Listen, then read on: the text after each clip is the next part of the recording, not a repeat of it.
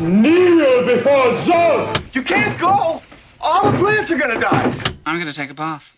Bad dates. I'll alert the media. Boys, keep off the moors. It's evil! Don't touch it! The name's Pliskin. No wire hanger!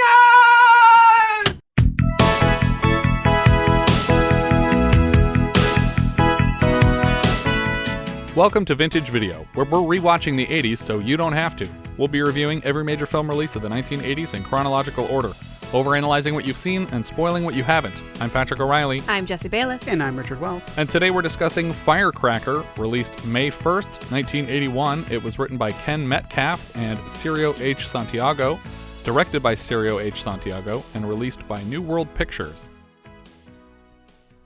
The trailer for the film makes the claim that lead actress Jillian Kesner was a recent grand prize winner at the Black Belt Olympics, but I was unable to confirm that the Black Belt Olympics are even a thing. In their review of the film, under its alternate title Naked Fist, leastworstoption.com came to a similar conclusion, stating, "Nothing seems to substantiate the claim. Neither are there any indications that she had any training in any field of martial arts, or any experience in hand-to-hand combat." I kind of assumed that the impetus for the film was like, hey, we got this really That's what I thought. hot stunt woman who can do kung fu stuff. Let's write a movie around her. Yeah. But anytime they do something that's vaguely interesting like a backflip, it's suddenly a guy in a dress. That's true. She wasn't wearing a dress. It was a jumpsuit. A jump dress. No. Large sections of the score have been repurposed from the last New World Pictures release that we covered, Shogun Assassin. Roger Corman saw an early cut of the film, and you'll never believe what he had to hire another director to add to the film. That's right. Was it boobs? Both of Jillian Kesner's nude scenes, which she was vocally disinterested in doing but felt obligated. She also voiced frustration that for those two completely arbitrary scenes, there were suddenly 3 times as many crewmen standing around as there were for the rest of the film. That's frustrating. Yeah. Those are all the behind-the-scenes notes I had for this I one. bet. Not a lot. We open on an arena fight in the Philippines. A competitor stands and swings some fighting sticks around for a bit. Across the ring kneels his competitor, a white guy in a Tai Chi uniform with lions on both shoulders and a 70s mustache with a black bandana. We will come to know this man as Chuck Donner, who will never be seen without a stupid lion on his shirt. Yeah. Up in the private viewing booth, we see a group of presumably important people shaking hands as the match is beginning. The next guy swings around some nunchucks in front of Chuck, but he's unfazed. We get a quick insert of a white woman in the crowd photographing the match. Does Chuck have any nunchucks? He has No, none. You can't chuck the chuck. A third fighter swirls a naginata around, which is basically a long staff with a single-edged blade on one end. It seems Chuck will get to choose his opponent from these 3 men and selects the naginata fighter. I wouldn't have I guess that's showing confidence, but I don't feel like I would have chosen the one with a the knife most on the range? really long Yeah. stick. That's the Donatello of this fight. You don't want it. He can hit you from the top of a stack of boxes. That's a Nintendo Ninja Turtles I got reference. In the private booth, we see a gray-haired man named Erik, who owns the arena, seated behind his assistant, Malow. In the ring, Chuck makes quick work of his opponent, who it seems was not invited to bring his weapon to the fight. Oh wait, now Chuck punches him across the ring and he finally goes for the naginata. The woman in the audience takes more pictures, but is suddenly collected by 2 henchmen and lifted forcibly from her seat out of frame. I watched parts of this movie twice because we had a poor copy of it, and then we found it on Amazon for free with ads, and it was a much better copy of it. Yeah. And I didn't even notice them taking her the first time I watched it. Or I was like, oh, they're just, She's sitting in the wrong spot. They're just enforcing like a no picture policy or something like that. Like it just doesn't even register that this is at all significant. But it's very important. Yeah. I also thought this was just like a friendly bout, like end of Karate Kid type bout. Yeah. Like exhibition round or something. Yeah, this isn't a championship or anything important. It was like, why can't she take pictures? This is gonna go, oh God.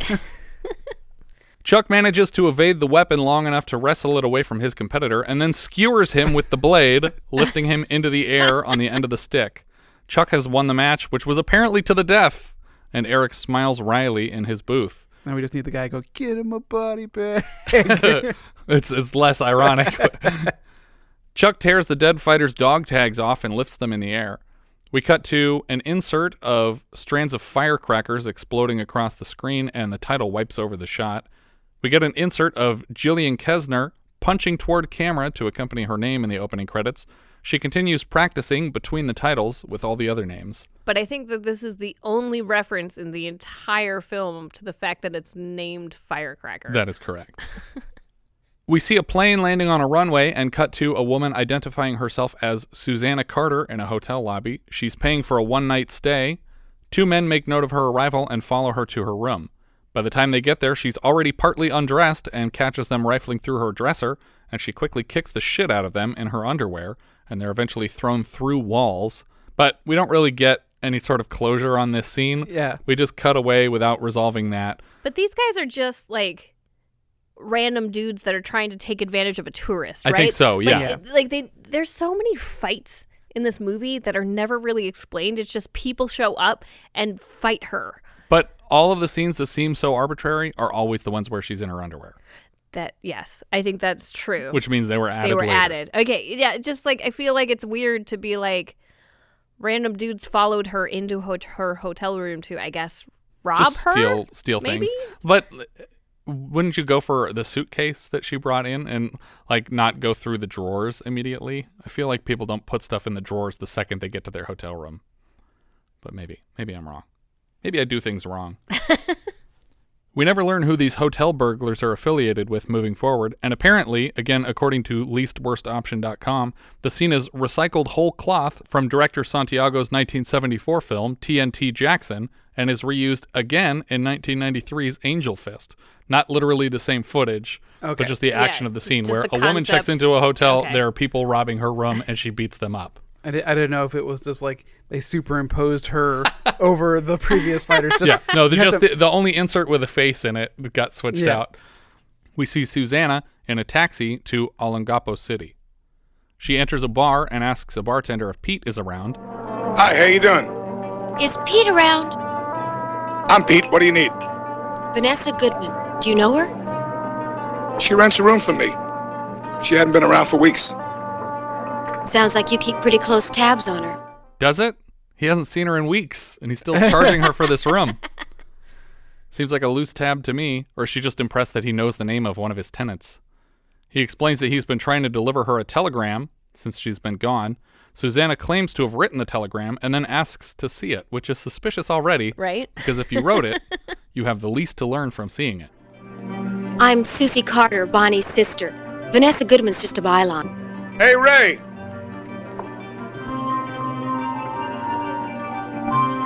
Where's that telegram of Bonnie's? So apparently Pete and Ray were good enough friends with Bonny to know her real name.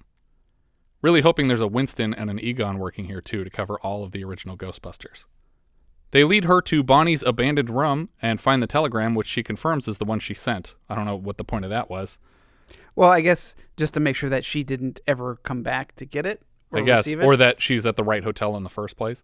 Like maybe another Bonny pretending to be a Vanessa was here. Nope, this is the right one.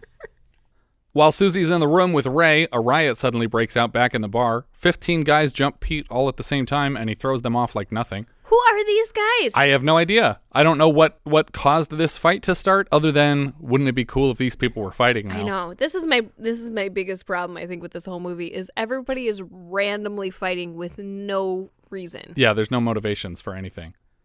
Ray and Susie join the fight, and between the three of them, the whole crowd of fighters is dispensed with handily. There's a moment in the fight where Susie is swinging a pool cue around, and it looks like more than once she actually connects with the faces of her scene partners. There's a short bit here where Susie is jumping up on a pool table, backflipping off of it, but suddenly her hair is platinum blonde, and she's facing away from the camera for the full shot, so I'm pretty sure she's been swapped out for a stuntman. I'm guessing it's because she couldn't do the backflip. Maybe. That's possible. You know, it was just something that wasn't in her repertoire. Because it happens again later in the movie, but I think that's also someone swapped out for her, and it's also a backflip from higher up, which might be easier to do than from the height of a pool table. For the entire several-minute scene, we hear maybe 3 stock punch sounds and 3 stock grunts, so the audio Not is just very this scene. repetitive. Not just this the scene. whole movie. The entire movie has about 3 sounds that they rotate through for every hit. Yeah. The most egregious comes later when they go to the compound, Chuck's compound, where he trains. Where they're It's training just people, yeah. constantly the same sound over and over and over and over. It's like playing Kung Fu on NES. Yeah. Pete is impressed with Susie's fighting prowess, and they have a nice little chat while they're knocking dudes out. Hey, you're okay. How did this happen anyway? They're looking for trouble? Let's give it to them. That's as much as we get in terms of motivation for this scene. We hard cut from the midst of the fight to the good guys hanging out in Bonnie's room looking for clues. Susie tells Pete that her sister never went anywhere without her camera, so she's concerned to find it here, but assuming her sister is the one that was kidnapped from the arena, she had a camera with her, just not this specific camera. But that was like a spy camera because it was little. It was still very clearly a camera, though. It wasn't shaped like a box of M&Ms or something. Pete is weirdly hesitant to admit that the girl that has been missing for weeks might be in danger. What makes you think she's in trouble? She told me. She said she couldn't explain it on the phone. She's probably out visiting some friends. What? She told me she was in trouble, and then she disappeared. Susie's surprisingly willing to hand over Bonnie's camera to Pete, who just pops it open right away, potentially ruining the undeveloped film within. Oh god, I was so mad. It's in all doing. It's in all caps on my house. Don't open the camera. But they have a dark room. Well, it also They're looks not like, in it. but it seems like they're kind of implying that they're already in the dark room, though, because this whole scene is very dimly lit and tinted red. And then we go to an official dark room from here. But I think they realized that he shouldn't have opened the camera there, so they were like, can we make the scene look darker and darker so that it looks like they're not doing this in the regular room? We see them developing a photo, and we get a picture of Chuck Donner. Both Pete and Ray warn her that this guy is trouble. Works down the arena for Erik Stollard. Drugs, prostitution, gambling. I don't think you want to meet him. Guess again. Evidently, Susie's already enamored from just this one picture. Or she just really needs drugs. She takes a taxi to the arena, where an exhibition fight is about to take place on stage. Erik notices her enter the club and sends Chuck to intercept her. Woman who walks into my place like she's looking for something is not just another dame. Now check her out. Yes, sir. Weirdly, Chuck approaches Susie and informs her that the club is off limits to military personnel and their dependents. I don't know what that meant at all. I mean, I think he's implying that you're an American. She's clearly an American, or at least a foreigner. She's not from the Philippines, and so she's probably in the military or related to somebody in the military. But I don't know what the point of saying military people can't come into this club is. Because they're doing really illegal shit. Yeah. But if you're going to the Philippines and you're going into random clubs at night, I doubt you're caring that much, even if you're a serviceman. I don't know. I mean, you don't have any powers to arrest people for doing illegal stuff in the Philippines if you're an American GI. I don't know. Who knows? Well, I guess maybe a liability issue would be that if one of the GIs goes up and tries to fight somebody. Oh, then it becomes a liability situation. Yeah. Okay. It's like just don't let him in. No international incidents. But it'd be just as bad if she went up there. Oh, of course. She assures him that she is neither military personnel nor a dependent. We cut back to the fight for a second and then back to her table where Chuck is suddenly sitting across from her receiving drinks like they're on a date now. She tells Chuck that she's just here looking for a gym. I mean, there are many gyms in this town. Why this club?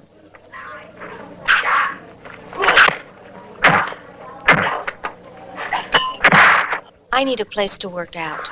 If I can get paid for doing it, so much the better. You put me on? Try me.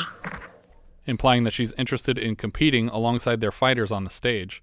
Chuck steps away to Erik to deliver this pitch. Chuck tells her to pay close attention to this next fight to see if she's sure she wants the job. There's no holds barred, but Susie is not impressed with what she calls kids stuff. I truly admit that this was the first time I actually realized that no holds barred was a wrestling term. Oh. Or a fighting term, because I guess I never questioned what it meant. Yeah. I mean, I knew contextually what it meant. That there's no limits. But there's no limits. But I didn't realize that, holds, like a wrestling hold. Right. No holds barred. Right. I get it now. There you go. Learning. The more you know. I thought it was holes.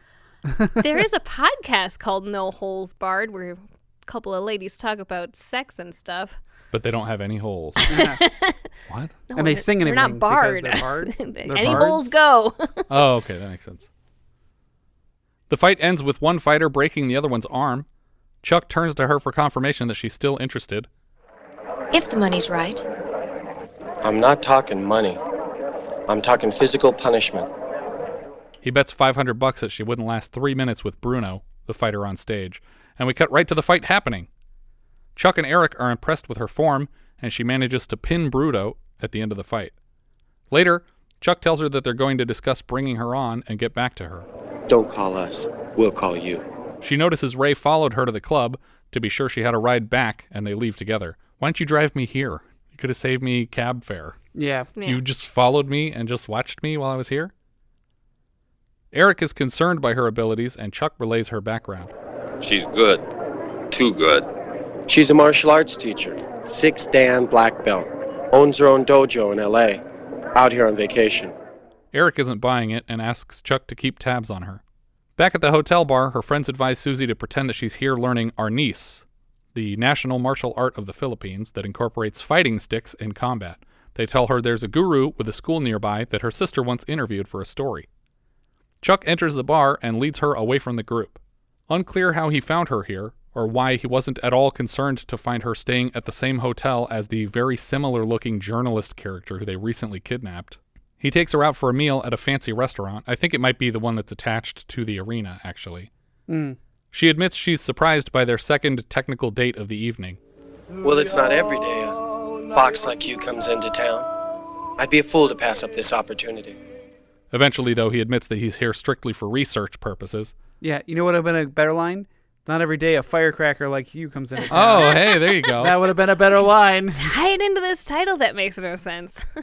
Later that night in Erik's office, Chuck reports his findings, and another local man named Grip is very suspicious of her motives. Yeah, she's fine. She doesn't want to cause problems for anyone. Yeah, well, she better not. She wants to work here. Screw her. I intend to. But that's not the point. Whoa. Chuck happens to think that hiring her would be great for business, though weirdly he suggests that this white lady could really add some color to the games. Erik is not ready to commit to hiring her. We get a brief mention here of some kind of transaction taking place soon. Grip's contacts have assured him that the merchandise will be ready on time, and apparently it's Chuck's job to have the money in time for the deal to go down. We cut to Susie riding on the back of Ray's motorcycle down a mountain road, and instead of a score, they somehow found a tape of me practicing the flutophone in the 2nd grade.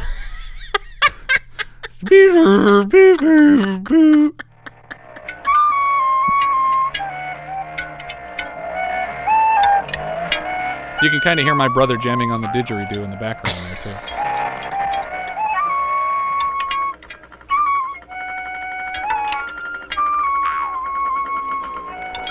Ray finds the Arnis school in the mountains, and Susie is presented to the guru. She says that she wants to learn Arnis to complete her martial arts training, and the guru informs her that Arnis emphasizes defensive moves. We cut back to Erik's office, where his assistant, wife, girlfriend is preparing medicine, heroin for Erik. She warns him that this girl could mean trouble down the line, and he says he's on top of it. The next day, Chuck wanders through a marketplace, and Susie follows close behind, and yet another team of men follow her. I think they were originally following Chuck and got distracted with this girl, and they grab her to start a fight. Am I supposed to know who these dudes are? Not yet. Not yet, yeah. Okay. But they grab her to start a fight, and we see Chuck take off in a motorized canoe.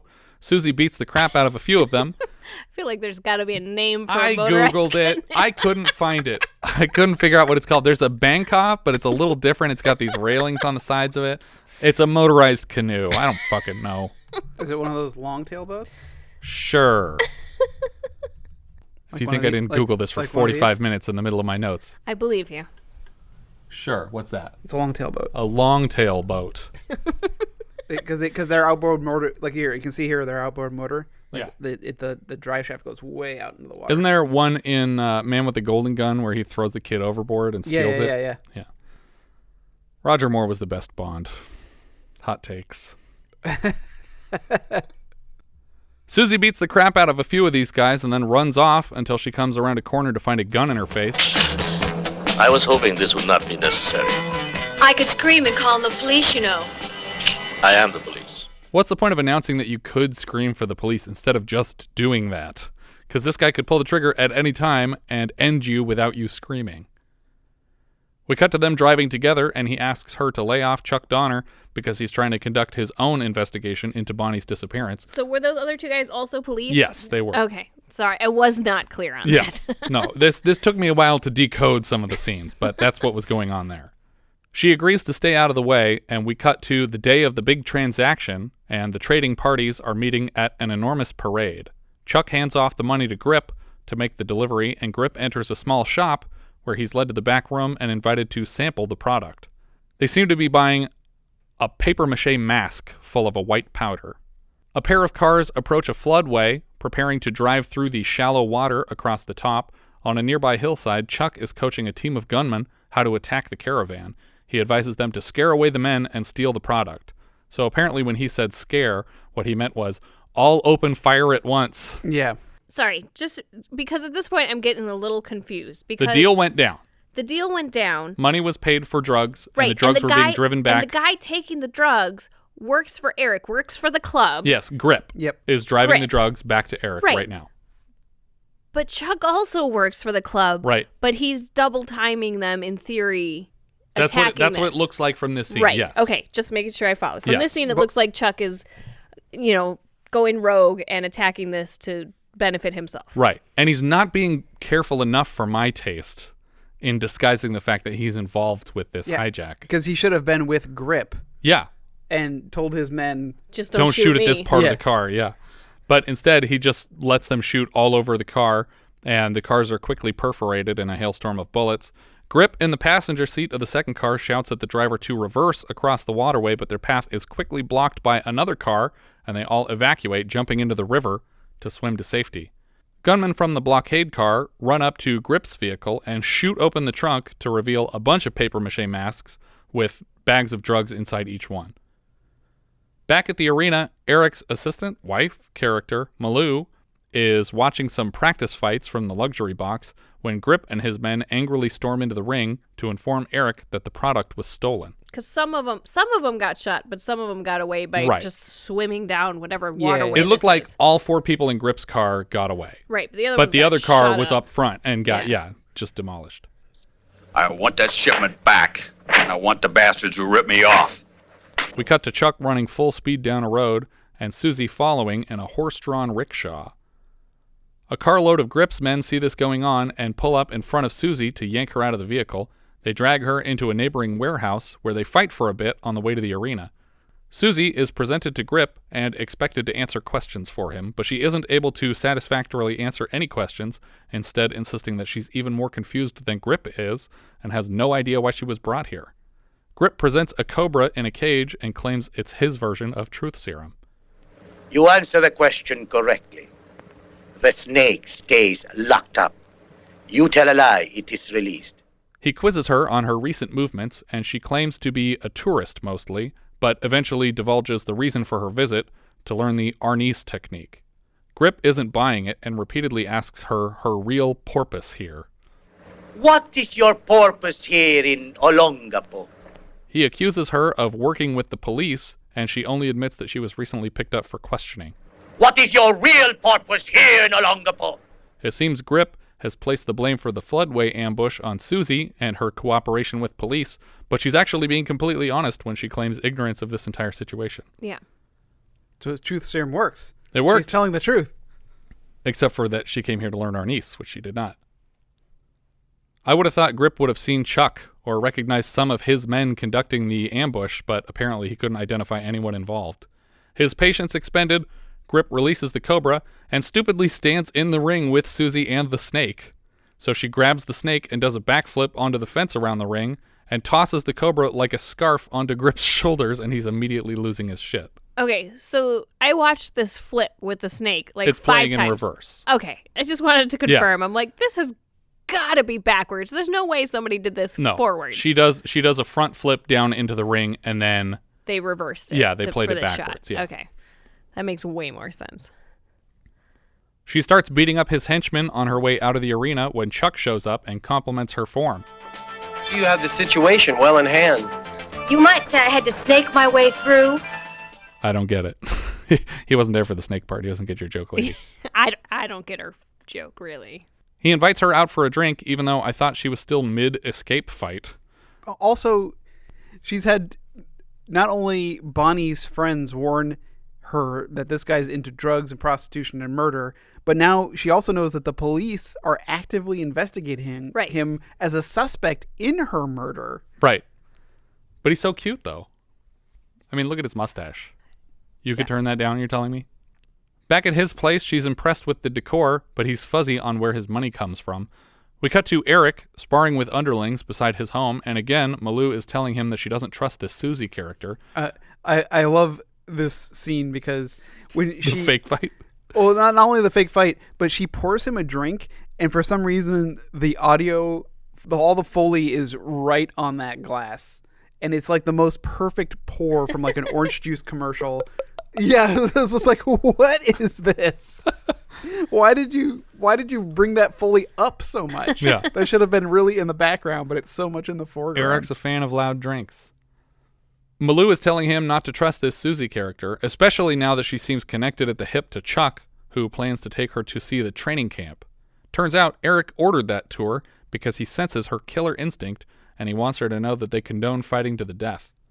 Chuck walks Susie through the extensive training camp. This is where the audio bothered you a lot. Boom, boom, boom, boom, boom. So I showed this scene to my father. Yeah. Because I was like, I was telling him about the movie. He's like, they filmed part of it in some kind of old fort.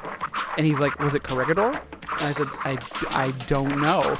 And so I showed him the scene, and we found photos of Corregidor of these exact those large cannons that are in the background. Oh, interesting. It's interesting. It's in the Philippines, I assume? It's in the Philippines. They actually did film in the Philippines. Yeah. Did your dad serve there? No, but he was familiar with it. Okay. So all those cannons are still there, but in the film in the 80s, they're all rusted. Modern pictures, they've cleaned them up and polished them back up, so everything looks nice. After the tour, they even do a little sparring themselves, but Chuck bests her in the ring. Erik invites her to tonight's main event. Back at the arena, Susie's in the private booth watching Bruno in a particularly brutal match. At the end of the fight, he gets the guy in a headlock and snaps his neck. Susie is disturbed at the sight of the sanctioned kill, and when Erik asks if she's ready for this kind of event, she expresses reservations. Erik tells her fighting without killing is just a game, but that applies to most games, I would guess. People still watch things like baseball and football. Yes, I don't think they need to die. Playing baseball without murdering people is only a game, though. I mean, I always watch on the off chance that a murder does happen. Right. I keep rarely. I keep waiting for that last Boy Scout moment. Yeah. Later that night, Susie gets out of a cab in a dark part of town and is pursued by two horny, persistent men. She pushes past them into a warehouse, and the men follow quickly. Her dress is caught on the chain link fence outside, and she tears the skirt off to stay ahead of them. She races up to a security guard on the property and points to the men following her. The guy has his gun drawn and pointed at her attackers, but he lets them get close enough to knock it out of his hand, and then they kick him to the ground where he's impaled on a scythe, and then one of the attackers puts a foot on his chest to push him down further on the blade. This was the only moment that had a reaction from me. Yeah. Because I was watching it. Wait, this was the only moment? Well, that had an audible reaction where I went, oh, shit. The stab through the chest? Yeah. This was my first oh, shit. My second oh, shit is coming right up. Yeah. Susie climbs up some stairs and waits for the men to follow her up. When she tries to shove one off the ladder, he gets a hand on what's left of her dress and tears the rest away, leaving only her underwear. The men climb up as she climbs down on a different section and runs through a hallway filled with film cans. Yes. In what looks like an office building. Clearly their production office. Yeah. She pauses for a moment to remove her high heels, which have thus far impeded her escape. The number one thing running through my mind the entire time she's running away is take your shoes off, take your shoes off. And she has not taken her shoes off to this point. But she eventually did. She did. I'm just saying, it's like, what's her face in the Jurassic World? Yeah, I'm like, take your goddamn shoes off. But they're just dinosaurs. T-Rex can run up to 30 miles an hour. They made a point of saying that in the first movie. Barefoot, she pops out of the office and kicks her 2 stalkers to the ground, taunting them with a come over here finger before disappearing around another corner. While she's running, they run past the dead cop again. Right, yeah. And I was like, oh, quit showing the dead cop. I'm already really upset about it. It's also funny that she didn't react to it at all because she wasn't standing there when he got killed. Yeah. And she just runs past it like, oh, I guess that's what happened to that guy. Yeah. But she runs and stops next to a table with a circular saw, and a man tries to level her with a high kick and accidentally taps the on button for the saw, so Susie shoves the guy's face into it, seemingly by accident. Ugh. The survivor corners Susie and slashes toward her with a sickle, cutting her bra in half, leaving her in just panties for the rest of this fight. Coincidentally, they're fighting amongst stacks of boxes labeled Rackmaster. The 2 square off, and eventually she kicks him to the ground and beats him unconscious with a bow staff.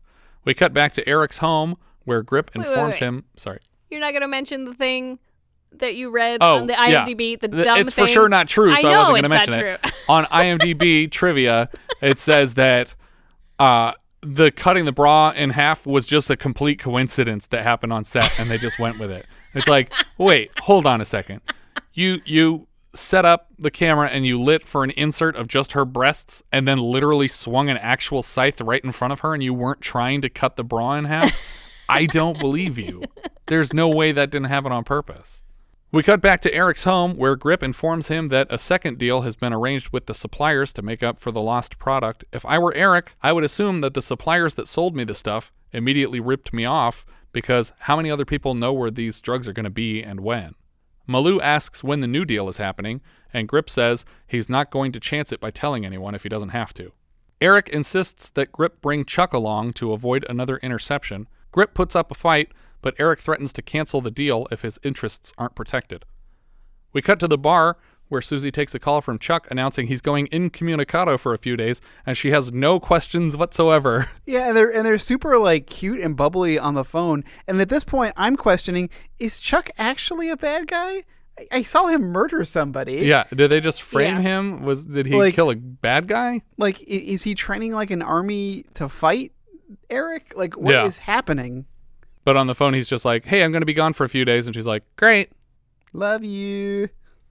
We cut back to the mountains, where Susie appears to have followed Chuck to the location of the drop. Chuck is watching a small dancing ceremony, waiting for the deal to go down. We see step farming all the way down a hillside, and I'm assuming this is where some of the drugs are coming from, but I don't know. Maybe it's just the trade is happening here.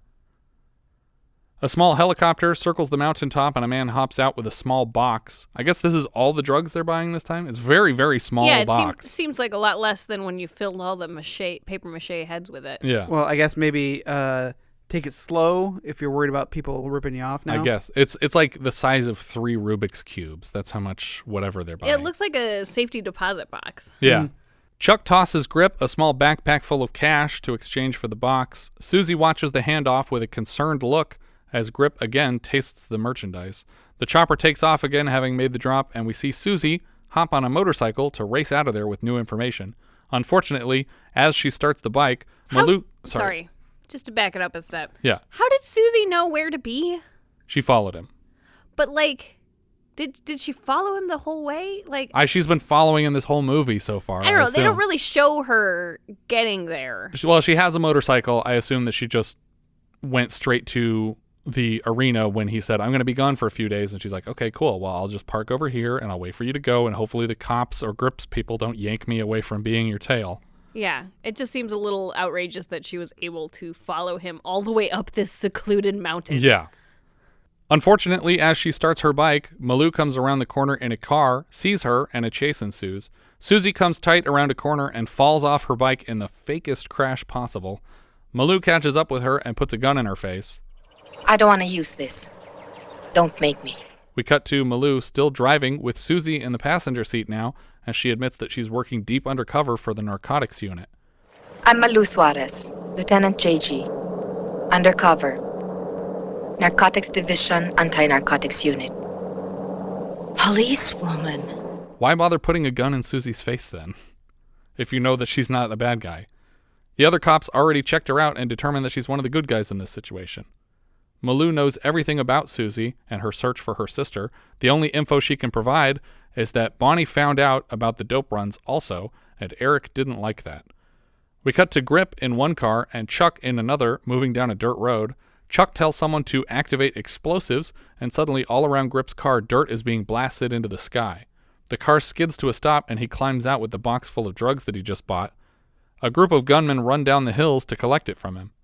We cut right to Erik's office, where Grip and Chuck are being chewed out together for letting another shipment slip through their fingers.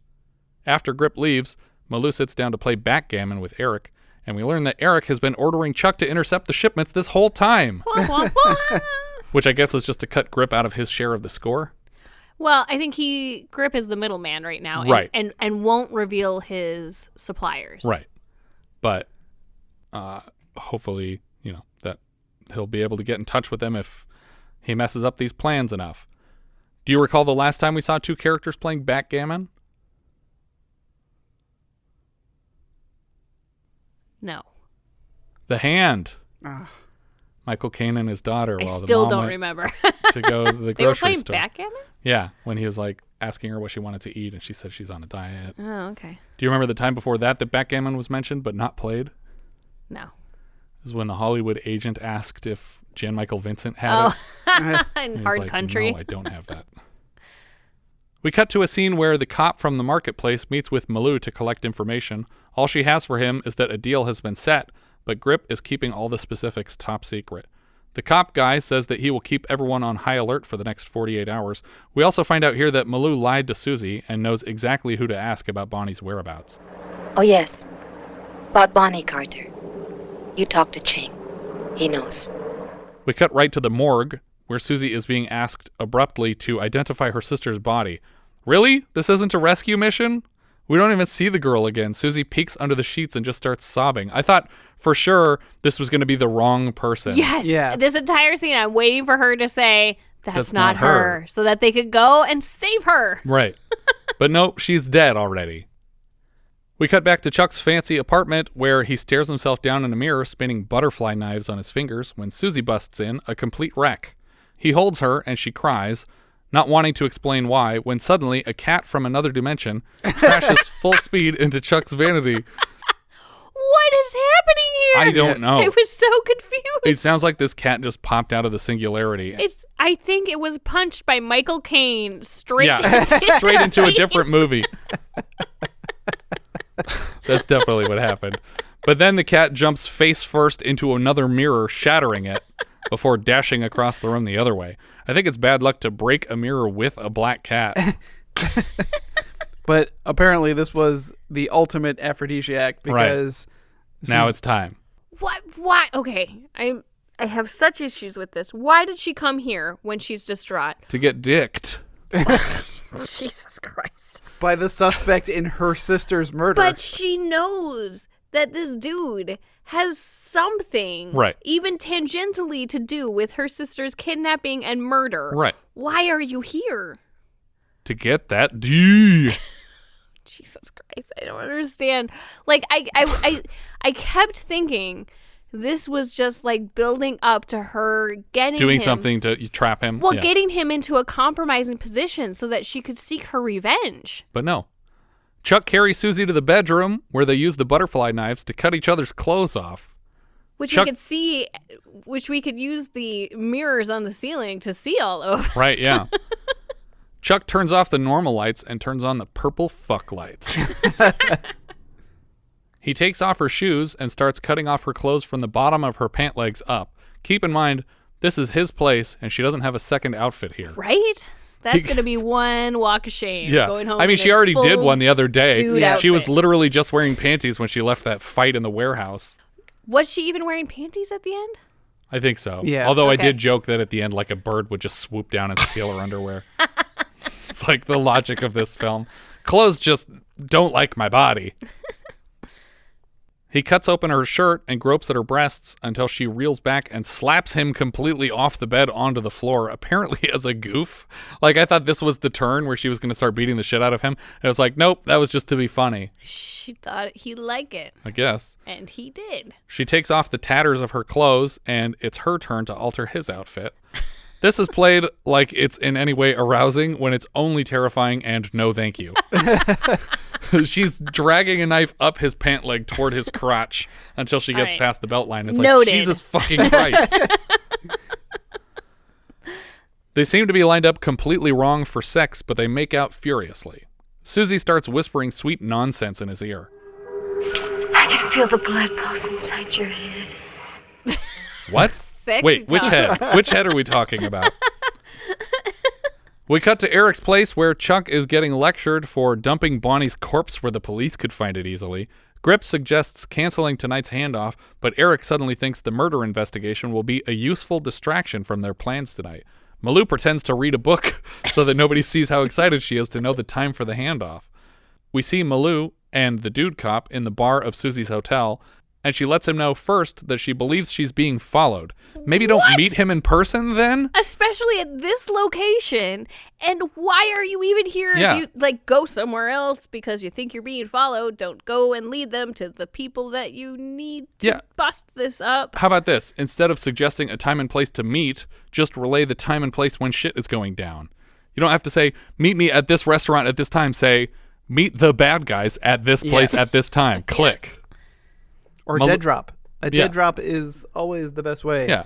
That's how they found Bonnie. Exactly. Whoa. Perfect. Malow also informs him loud enough for Susie to hear that Chuck was personally responsible for her sister's murder, which we've been dancing around this whole time and somehow she hasn't picked up on it.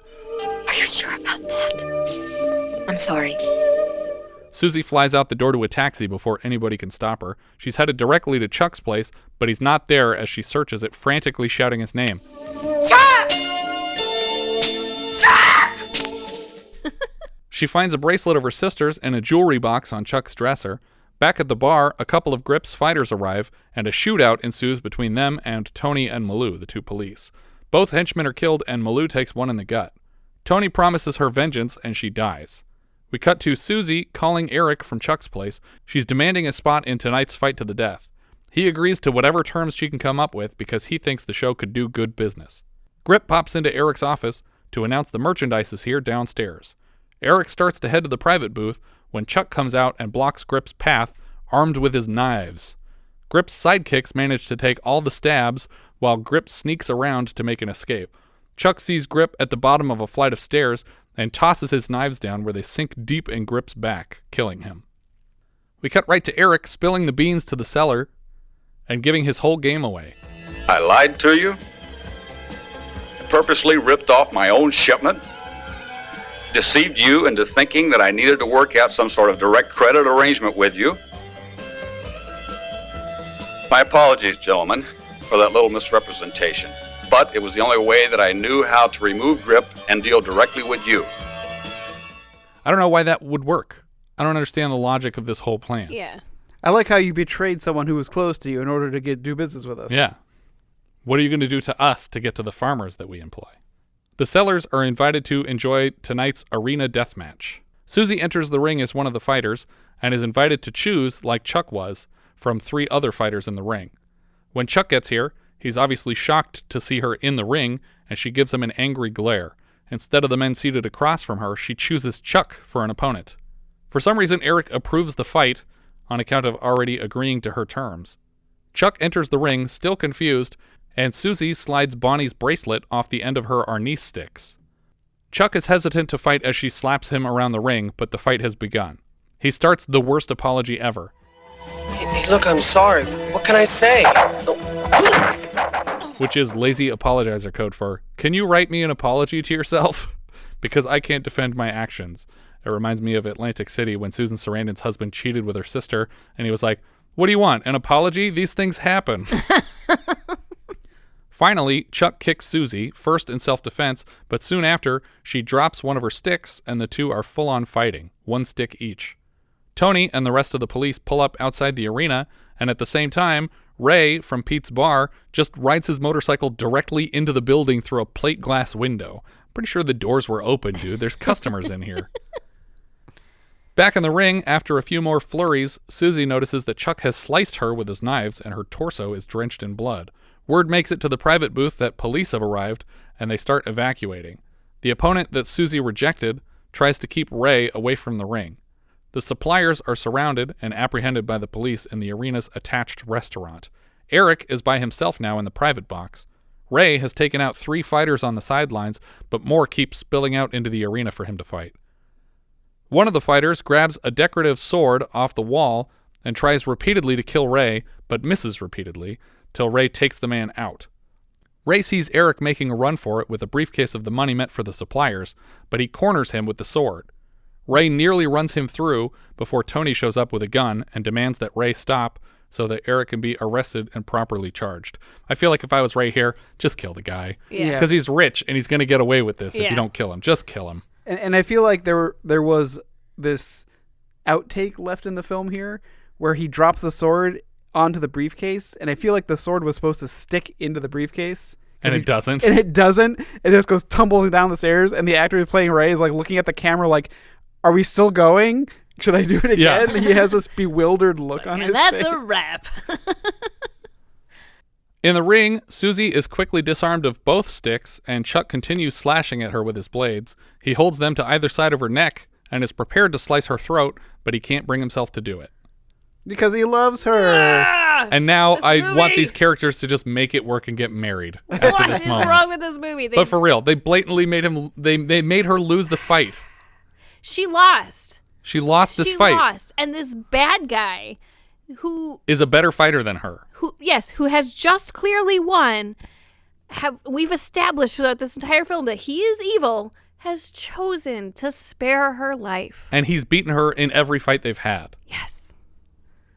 But Chuck just refused the coup de grace on her because of the power of love, and as he walks away, she kicks him in the back, but then quickly he drops her on her ass again. Like, he's not even unprepared when he's getting attacked from behind, because he turns around and throws her on the ground.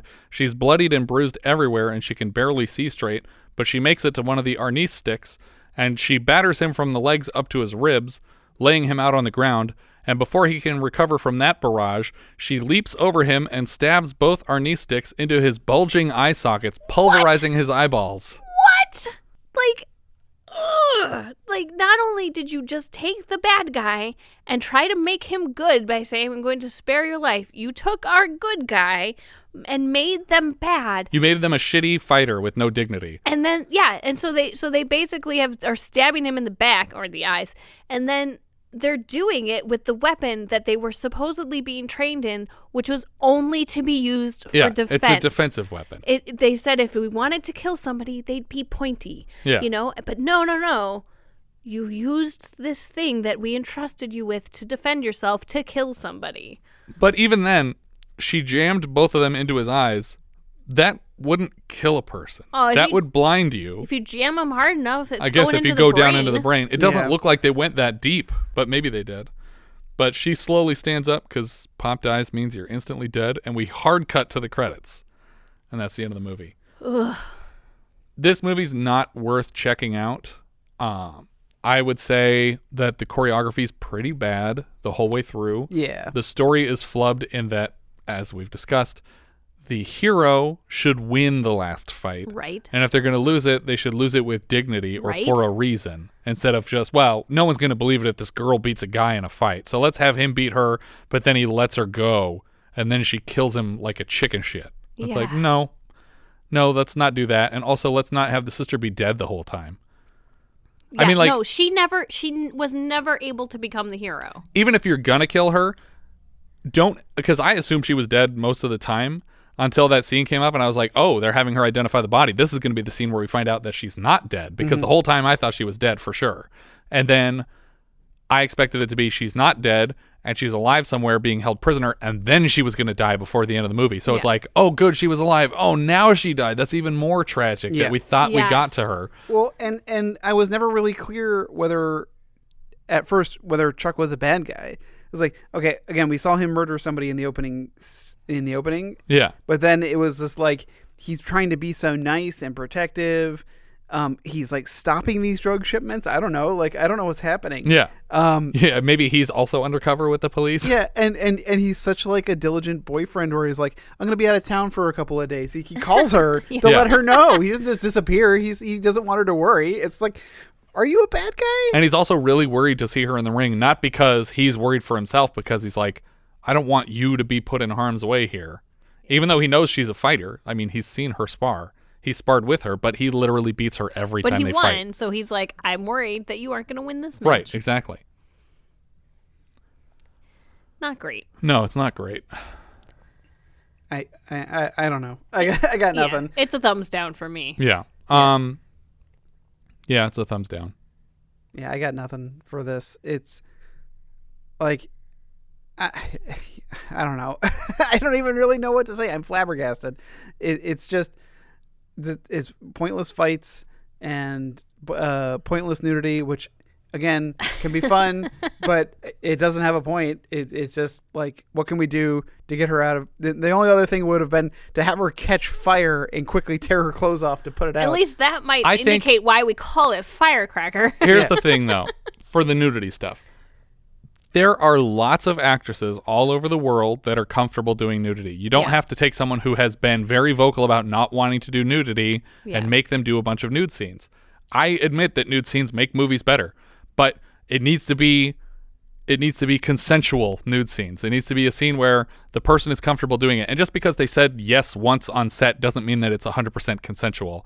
In the same way that you're not allowed to be a bank manager and tell one of your tellers to take all their clothes off and accept yes as an answer. If they'd have replaced her nudity with 4 more really gruesome kills, that would have been fine. Yeah. Just do that. Just keep smashing people's faces open. Yeah, because, again, that cop kill... Because, again, Susanne got a cop killed. She did, yeah. He got himself killed because he was incompetent. Yeah, but she said, those guys are trying to kill me, and I'm 100% sure she just used him as a distraction to get some more distance. That guy took an armed guard night job in security, and he was not trained to do that. That's his bad. It's his bad that he died. It's 100% on him. Really? Yeah, not even the people who killed him. Because he had a gun pointed at them, and they walked right up to him, and he just let them. He let them do it. Oh, God, it's so sad. And they cut to him 2 other times during this fight, because they keep going past his body. And then did you see when later in the movie, there's a scene where they're going past that same warehouse place, and you see his family and his kids crying outside? That's not true. I made that up. But yeah, there's not much else to this movie. It's 3 locations. They're just going back and forth between the bar and the arena and the wilderness. And it's dumb. I think we all said thumbs down. What is the Letterboxd ruling, Jess? I have it pretty low. I have it 47 out of 51. It is below Pinball Summer. Oh, sorry. It is below Scared to Death and above Hard Country. All right. I also have it at 47. All right. But mine is below Bloody Birthday and above Maniac. I have it in 39th place, which is just under Earthbound and just above Ruckus. So 39 out of 51. You liked this better than Ruckus? That's wrong. No, that's right. No. Yeah. No. Ruckus at least had entertainingly weird explosions and stuff. There was firecrackers in this in the beginning. In the opening title sequence.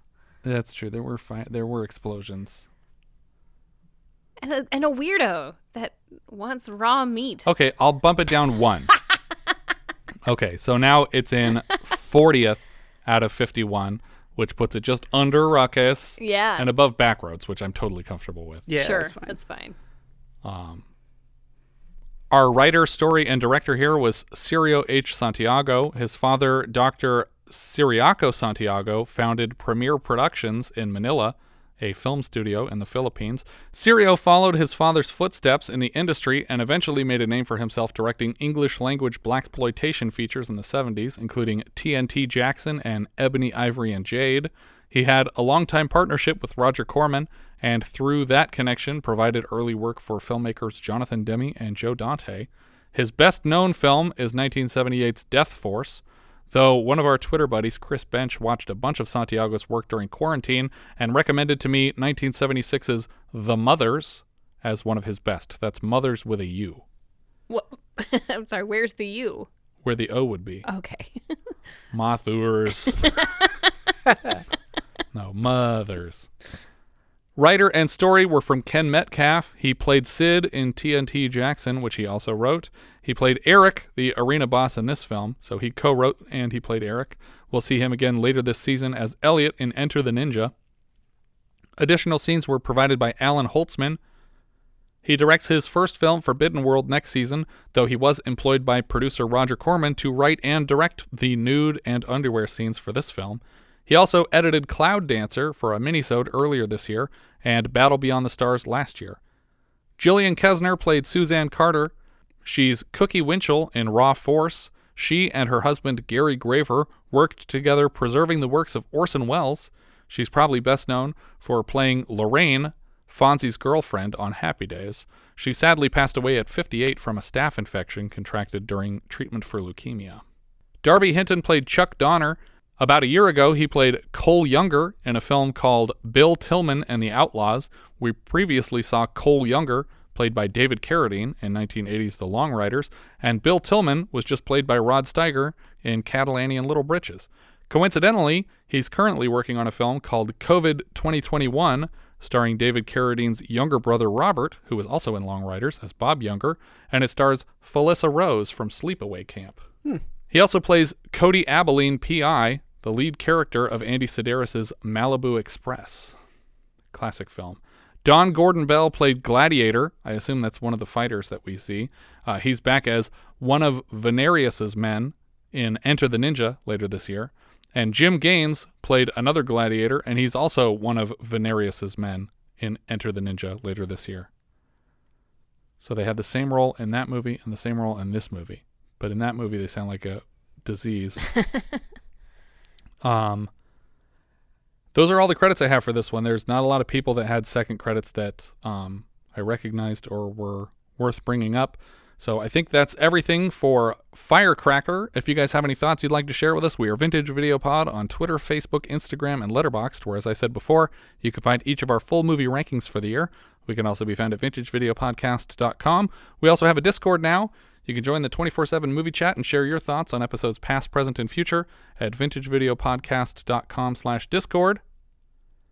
And if you're listening on YouTube, don't forget to subscribe. Thank you so much for listening, and I hope you'll join us next time when we'll be discussing Graduation Day, which IMDb describes like so. A masked killer begins murdering students on the school track team.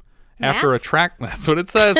After a track runner dies upon completion of a 30-second 200-meter race. I didn't measure the race. Yeah. But I can confirm that the killer is hardly ever wearing a mask. There is a mask for one scene. But is there a mask? Oh, okay.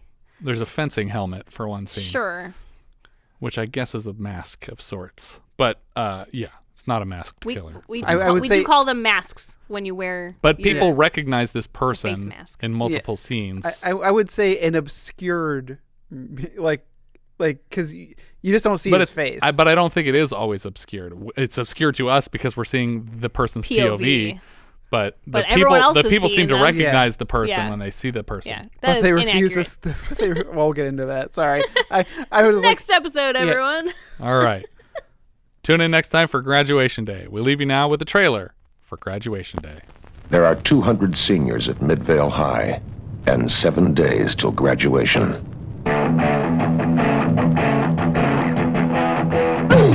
The class of '81 is going out in style, and they're having the time of their life.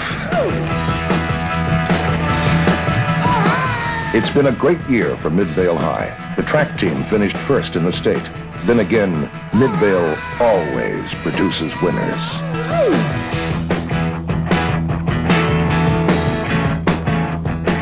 Sally Prescott is the top gymnast in the school.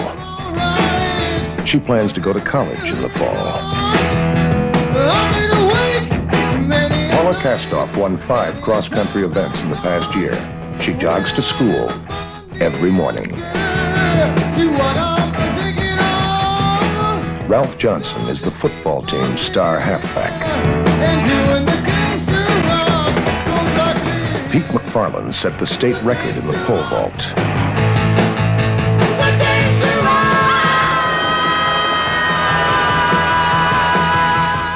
Tony and Dolores were king and queen of the prom. The class of '81's being fitted for caps and gowns, and coffins.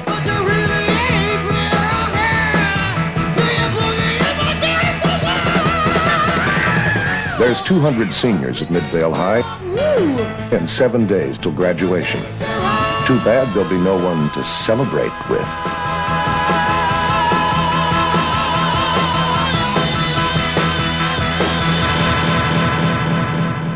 Graduation day.